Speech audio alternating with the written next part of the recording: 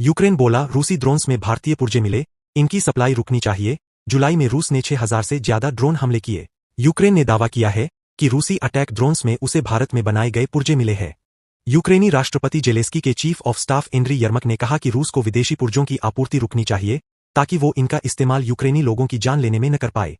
Andriy यर्मक ने यह दावा ऐसे वक्त पर किया है जब अमेरिकी राष्ट्रपति डोनाल्ड ट्रंप भारत पर आरोप लगा रहे हैं कि भारत रूसी ऑयल खरीदकर रूस की मदद कर रहा है, जिससे उसे यूक्रेन के खिलाफ युद्ध जारी रखने में मदद मिल रही है।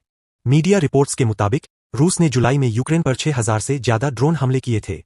यह 2022 में युद्ध शुरू होने के बाद से अब तक के सबसे ज्यादा ड्रोन अटैक थे। इन हमलों में दर्जनों लोग मारे गए और कई घायल हुए थे। इसके साथ ही कई घरों, किंडरगार्टन, एक एम्बुलेंस और मिलिट्री ठिकानों को भी नुकसान पहुंचा था। इस महीने भी रूस के ड्रोन अटैक जारी। इस महीने भी रूस की तरफ से लगातार यूक्रेन पर मिसाइल और ड्रोन हमले जारी है। यूक्रेनी वायुसेना के मुताबिक शनिवार रात 2 अगस्त को रूस ने 76 ड्रोन और 7 मिसाइलें दागी थीं। इनमें से 60 ड्रोन और 1 मिसाइल को मार गिराया गया। बाकी 16 ड्रोन और 6 मिसाइलें 8 अलग अलग जगहों पर गिरीं। इससे पहले 31 जुलाई को रूसी ड्रोन और मिसाइल हमले में यूक्रेन के 31 लोग मारे गए थे। इनमें 5 बच्चे शामिल थे, जबकि 150 से ज्यादा घायल हुए थे। यूक्रेन ने भी रूस पर ड्रोन अटैक किए।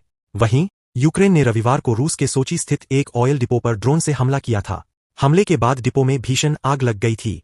क्रास्नोडार क्षेत्र के गवर्नर वेनियामिन कोंद्रातेव ने बताया कि ड्रोन के मलबे के तेल टैंक से टकराने के बाद आग लगी, जिसे बुझाने के लिए 120 से ज्यादा दमकल कर्मी लगाए गए थे।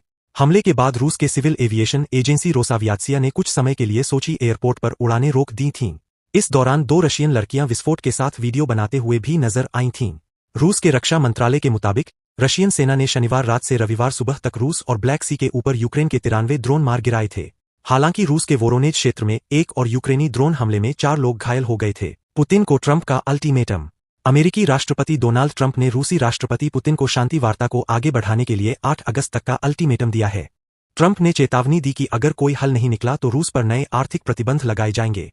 हालांकि उन्होंने यह भी कहा, कोड इमेज, रूसी काफी चालाक होते हैं, अक्सर प्रतिबंधों को चकमा दे देते हैं, देखते हैं क्या होता है। Code image. यूक्रेनी राष्ट्रपति वोलोदिमीर जेलेस्की ने रविवार को कहा कि जुलाई में इस्तांबुल में हुई वार्ता के बाद रूस और यूक्रेन ने 1200 युद्धबंदियों की अदला-बदली पर सहमति बनी है। जानिए क्यों शुरू हुई रूस यूक्रेन की जंग।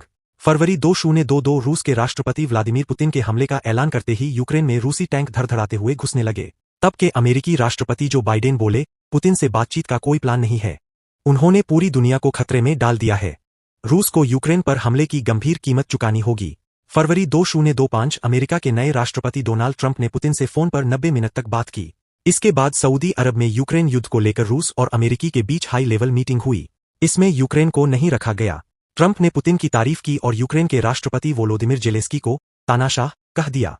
मई 2025 रूस और यूक्रेन के बीच चल रहे युद्ध को समाप्त करने के लिए शांति बातचीत 2025 में तेज हुई, खासकर अमेरिकी राष्ट्रपति डोनाल्ड ट्रंप की पहल के बाद। हाल के दिनों में कैदी अदला-बदली हुई है, लेकिन क्षेत्रीय नियंत्रण और सुरक्षा गारंटी पर मतभेद बने हुए हैं।